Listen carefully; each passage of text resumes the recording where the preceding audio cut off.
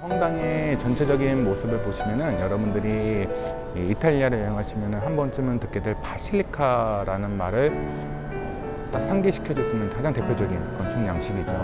하나의 긴 직사각형의 공간에 두 줄의 기둥을 세워서 공간을 3등분을 하고 2층 구조에, 그리고 위에는 창문들과 앞에는 앞시대라고 하죠. 이렇게 움푹 파여져 있는 공간을 이렇게. 근데 되게 단조롭지만 거의 대부분의 성당들이 갖고 있는 대표적인 성당 건축 양식입니다.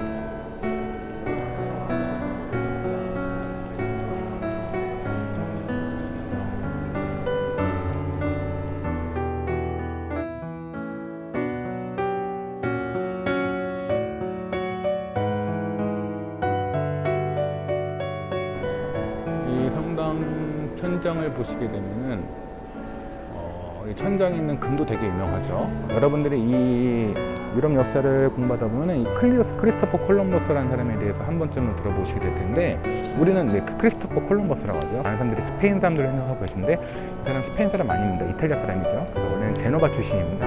원래 이름은 크리스토포로 콜롬보라고 하는 이름을 갖고 있는 사람인데, 이 사람이 신대륙을 발견하기 위해서 자신의 후원자를 찾아가는 과정에 이탈리아에서는 누구도 후원해주지 않자 결국에는 스페인 국왕으로부터 후원을 받고, 그리고 나서는 신대륙을 발견했죠. 여기가 황금의 땅이다 라는 걸 세상에 알리기 위해서 두 가지를 갖고 왔는데 그 중에 하나 황금이었습니다. 그래서 그 황금을 자신이 후원해준 국왕한테 바쳤는데, 국왕은 난 필요 없으니까 니네 나라 갖다 줘 라고 합니다. 그렇게 해서 다시 돌려받은 이 황금을 신앙심을 키운 이 콜럼버스가 교황청에 바쳤고, 그 교황청 그 황금으로 저희가 보시는 이 천장을 장식했죠.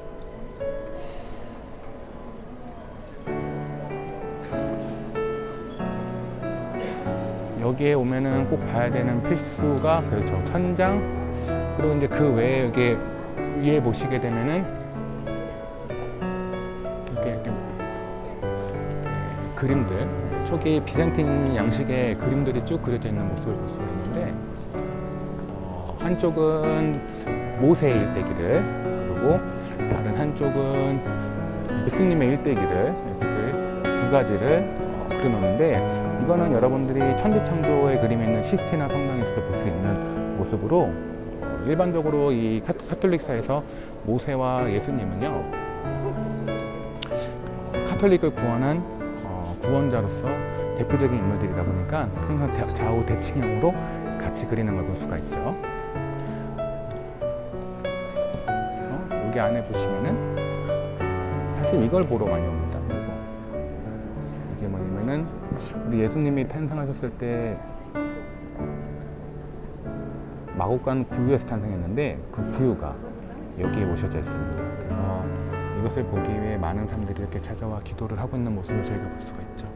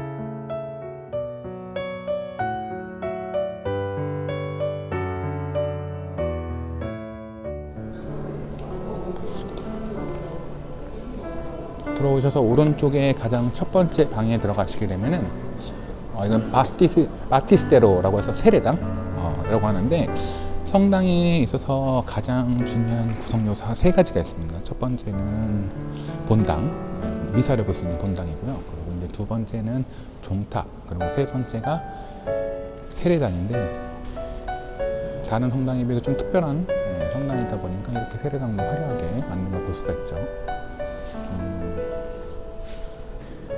이렇게 가시다 보면은 저희가 지금 모시는 이곳에 도대체 누가 묻혀 있나?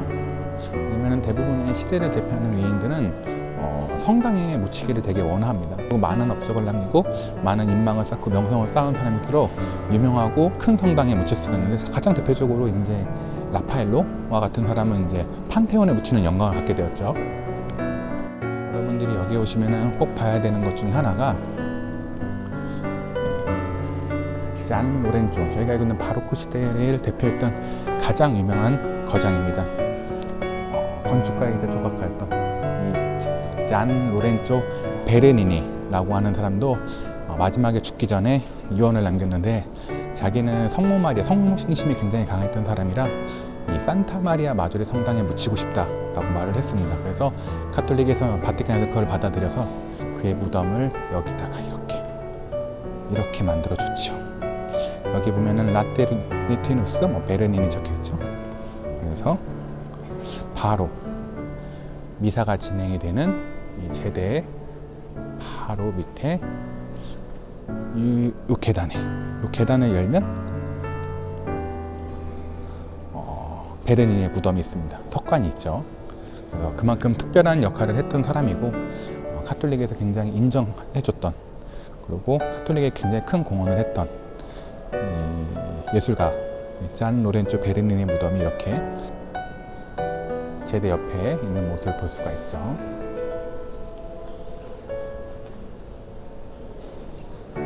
사실 이 종교개혁, 유럽 역사상 가장 중요했던 사건 중 하나였던 이 종교개혁이 나온 대표적인 산물이 이 바로크가 아닐까 싶은데, 그 반종교개혁을 통해서 카톨릭은 자신들이 갖고 있는 것들을 더 많이 보여줘야만 했고, 그러기 위해서 예술을 적극적으로 활용을 했는데, 그때 가장 많은 역할을 했던, 가장 큰 역할을 했던 사람이 바로 이 잔 로렌조 베르니니라는 사람인데, 어찌 보면은 사람들은 이 로마에 오시면은 로마에서 르네상스를 많이들 얘기하지만, 사실 로마는 르네상스의 도시가 아니라 바로크의 도시죠.